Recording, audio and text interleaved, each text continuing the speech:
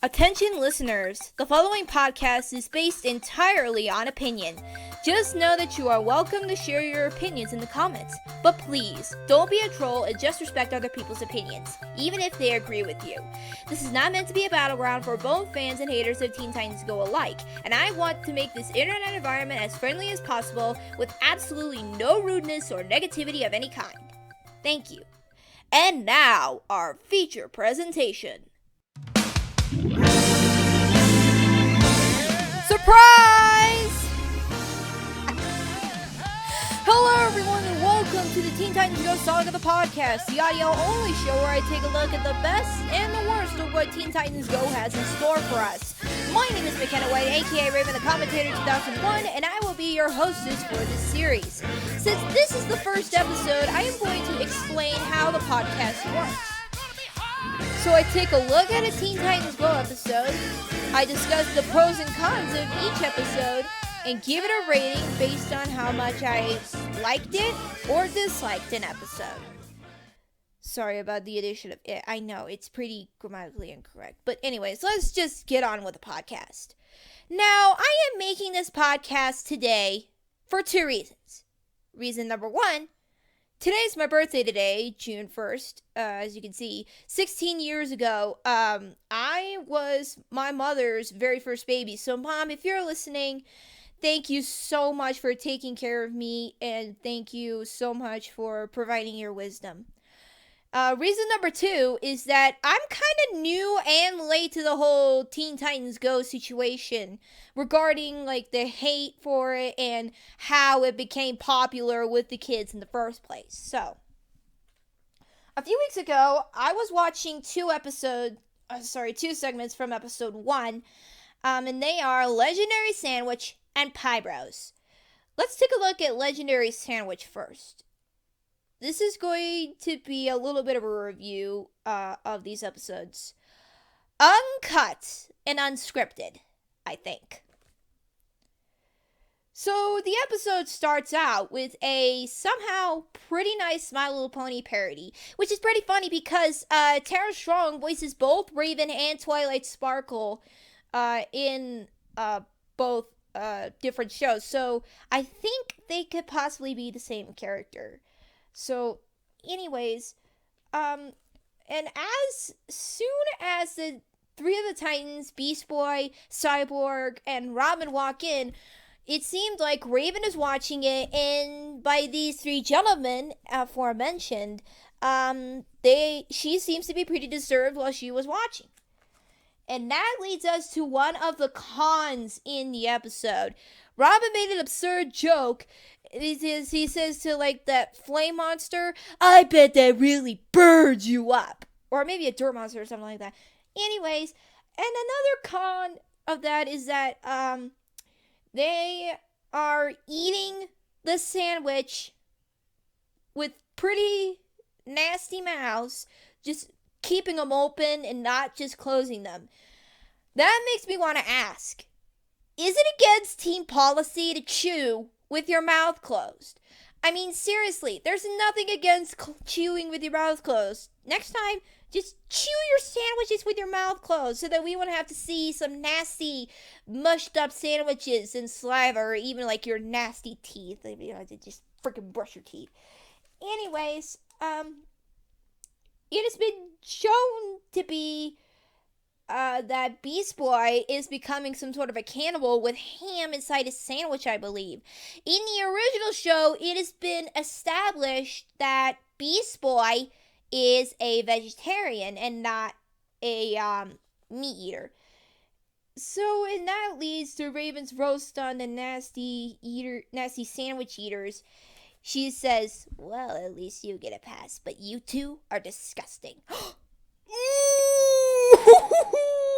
Oh, Raven, you might be one of the most brutal cartoon characters in animation history with those insults. I guarantee you that the scriptwriters did such a good job choosing an insult for her. Anyways, this kind of leads to Robin's defense, saying that the sandwiches can take you on a flavor journey, meaning that he would consider these sandwiches to be Gordon Ramsay quality and not Kitchen Nightmares quality, or even like heaven forsaken Amy's Baking Company, for crying out loud. Anyways, this also results into like some hilarious exchange and scenarios between Cyborg and Beast Boy. Cyborg was like, I would climb 100 miles of broken glass for this sandwich, or whatever that line is. Beast Boy says back, I drive across the country in a car that smells like Cyborg's body odor for this sandwich.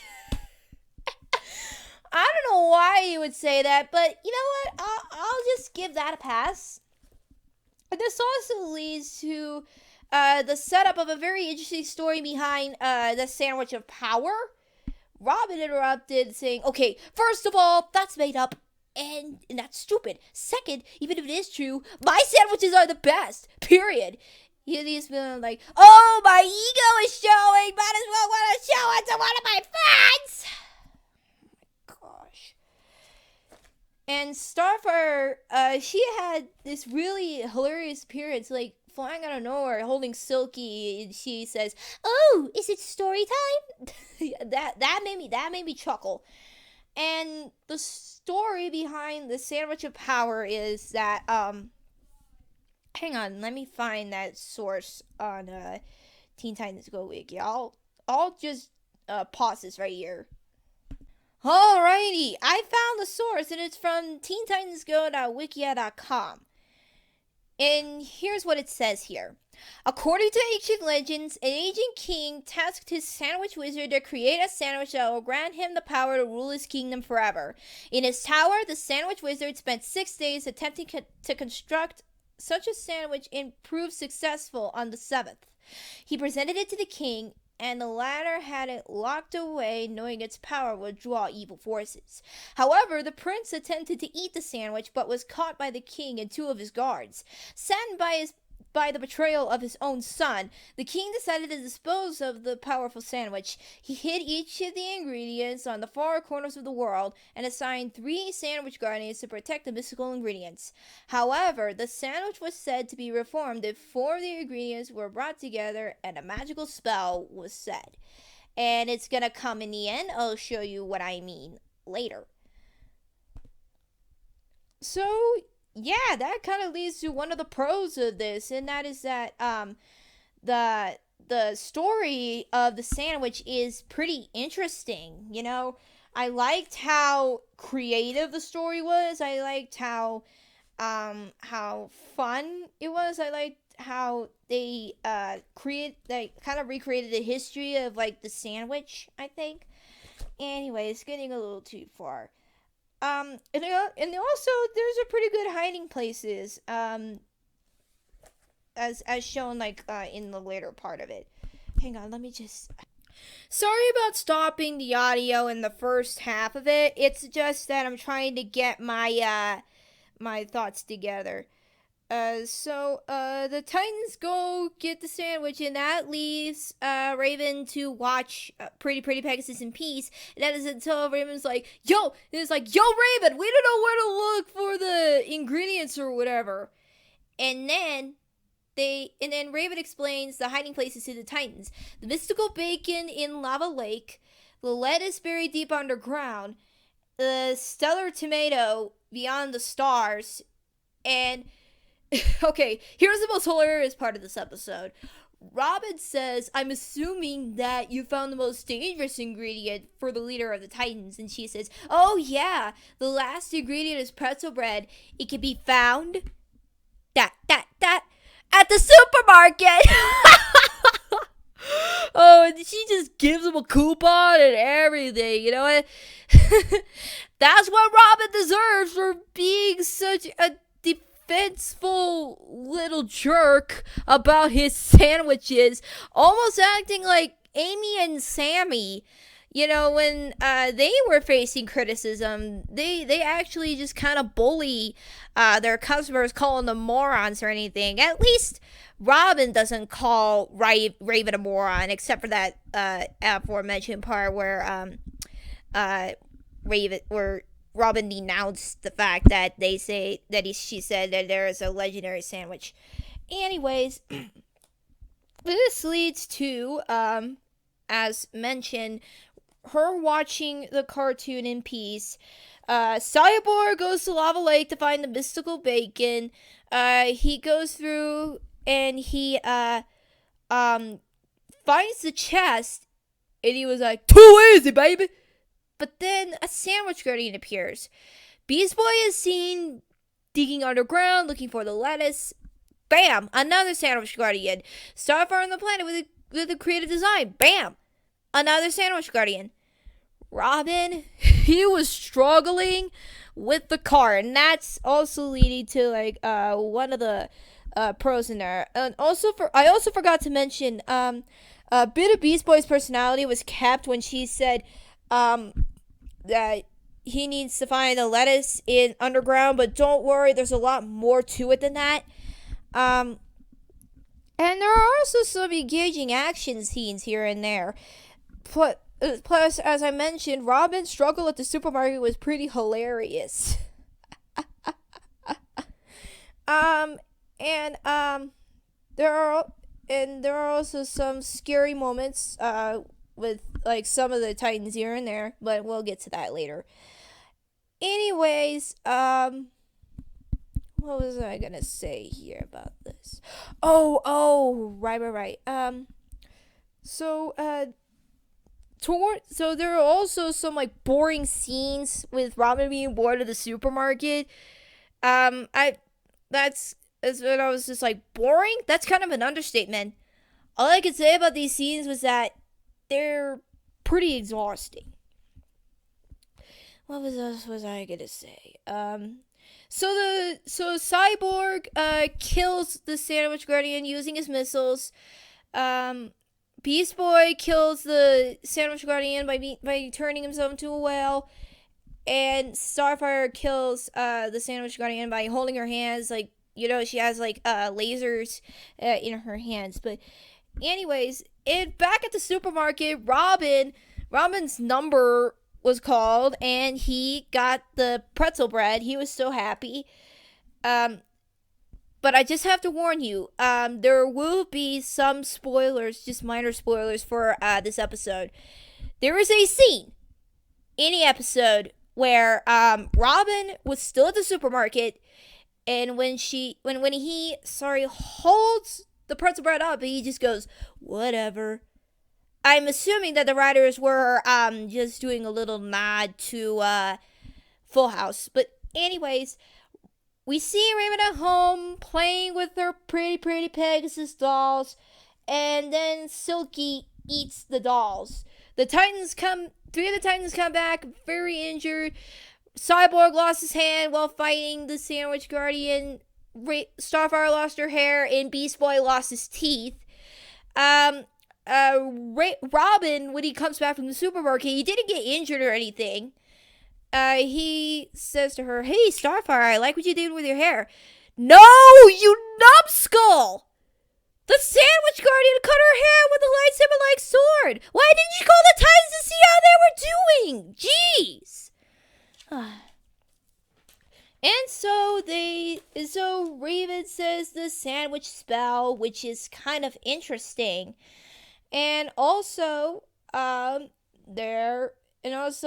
Robin's like, after the sandwich was done, he's still like, "My sandwiches are still better." Again, the ego! Seriously, just stop! And so the Titans start to fight over the sandwich, and Silky eats it up, and then he spits it back out. That's disgusting. I mean, who wrote this? A Ren and Stimpy writer or something? I mean, what's that all about? And then we get a decent ending where the Titans stop fighting, and Robin says, "So, do you want to watch Pretty Pegasus?" Also, I forgot to mention that when Raven was watching Pretty Pegasus, I was assuming that Raven has MLPD, My Little Pony Disorder. In the ending of that episode, it also has occurred that Robin is starting to develop MLPD too. So anyways, the episode was pretty good. As far as the pros go, the only things that I can say about it is that they have a nice My Little Pony parody, creative planet design, a pretty interesting story behind the legendary sandwich, great resolutions to the fights, good Full House nod, and also a decent ending along with some funny moments and engaging action scenes. However, there are still a few problems with it. Robin was constantly being ridiculous throughout the entire episode. Beast Boy's little personality about him being a vegetarian was almost completely destroyed by the fact that the sandwich has bacon in it. Also, the sandwich in there is a BLT, by the way, just in case you guys didn't know. And Silky has done some pretty disgusting stuff, with the pony dolls and the sandwich and the ending and everything. There are also some scary moments with the Titan sacrifice, like I said, for Cyborg and arm, Starfire, her hair, and Beast Boy, his teeth. And also, the one thing that kind of really bugs me is the fights in the episode. This is kind of starting a trend where the Titans start to fight each other over stupid things. I mean, and I was like, really? How old are you guys? Seriously, just grow up. Anyways, as I said, the episode was pretty good. Commercial break before we get into the next segment, which is Pyros. And let me tell you, Pyros is going to be really tough for me. I'll be right back.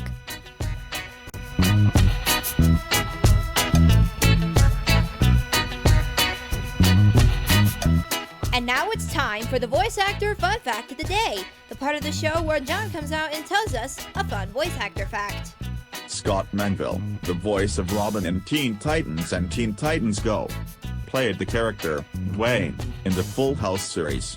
He is best known for saying, "whatever." His character eventually returned in the reboot, Fuller House.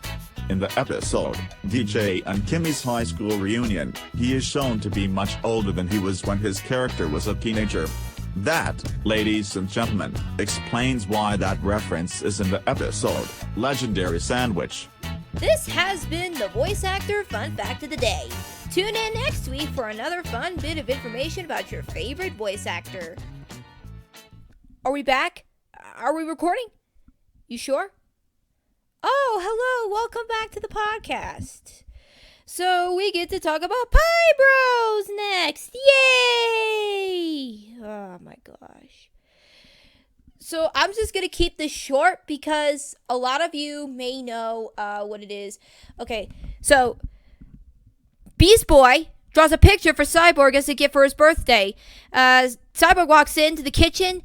Beast Boy says that we need to eat pie, and then they both sing a song about it with mediocre lyrics but nice beat and great flow from the two of the voice actors. They go to the pie shop, and Beast Boy sticks his finger inside Raven's pie. Raven's lost her appetite after that, and so the Titans discuss how Mother May I's pies were made. Raven says she bakes people into her pies. A mind shift occurs when Cyborg tells Beast Boy about a gift that he really wants, and so he gets sad when looking at the video game store, seeing how it's expensive. He was like, I can't afford the game. This hallucination says, get a job, you bum. We go to a job montage. We go through the Starfire getting a huge pin for pin the tail on the donkey and having the donkey outside suffer. And when Beast Boy is acting sad, Robin says, friends don't care how much money you spend. It's just that you put some thought into it. And so to test that, he gave Cyborg his half-drunken soda, and he was like, what? That expensive enough for you, fancy pants? Ooh, shady. And so Beast Boy gets the job at the pie shop. Cyborg laughs at his outfit. He says, I'll be here, but I'll be working. No, not Cyborg, not Beast Boy, not Cyborg. And then Cyborg says, well, did I take this as a profound disappointment with these quivered lips? It feels that like Beast Boy is betrayed. And so there's another fight again, this time with Cyborg and Beast Boy fighting each other while 3 of the Titans are being made into pies. After they reconcile, the pie song comes up again. They act stupid. They eat the pies that are made out of the other Titans' clothes. Whew, that was a pretty fast plot summary. Anyways, the only pros that I have of this one are that there's a nice setup in the beginning, the unexpected Bob's Burgers reference, if there was it, Starfire roasts Robin back, Robin roasts Cyborg, the funny Duck Duck Goose part, and that Beast Boy and Cyborg made up in the end. As for the cons, though, as I said, a song comes up without warning. The pie song was just mediocre at best. There was this nasty finger part. There was Mother May I's creepy habit of making pies. Beast Boy's confusing mind shifts. Robin's stupid comment about planning a birthday party. Oh, I forgot to say that he says, no offense, Starfire, but maybe someone else should plan this party. Really, that's just dumb. But don't worry, there's a lot more about this than anything else. Raven is okay with Starfire having this huge pin, and there's betrayal. There's another fight in the episode, which a lot of people might get tired of pretty quickly. And of course, they eat the pies out of the Titans' clothes, as aforementioned. Now, the rating system. I have created it while I was writing the script for the episode that was to be, but that didn't actually happen. So, all-in-one means it is one of the best things I've ever seen, and that you should watch it. Inigo means that it is good, but there are 1 or 2 problems with it. An albatross means that it's good on its own merits, but if you could just ignore the problems, then you might enjoy it pretty easily. A birdie means that it is good, but there are problems that can affect anything that I review. A par means that it is okay, but it's not something that you would want to watch too much.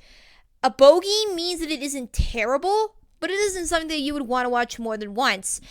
And a double bogey means that it is the absolute worst thing I've ever seen, actually. So you should avoid it at all cost. And another thing, the triple bogey, it means that it is so bad that it should not have existed in the first place. Legendary Sandwich is a birdie. You should watch it. It has its own merit. It has its own good things. It has its own bad things. But in the end, you should probably go watch it. Pyros is a bogey because of these cons that I've mentioned earlier. You shouldn't watch it more than once. If you watch it once, then maybe you'll forget about some of the mean-spirited moments halfway through. Anyways, this concludes this episode of the Teen Titans Go Saga, the podcast. Please feel free to subscribe, like, and comment, and I will see you guys next time. Until then, this is Raymond, the commentator, 2001, saying, with great wisdom comes great responsibility. Take care, folks!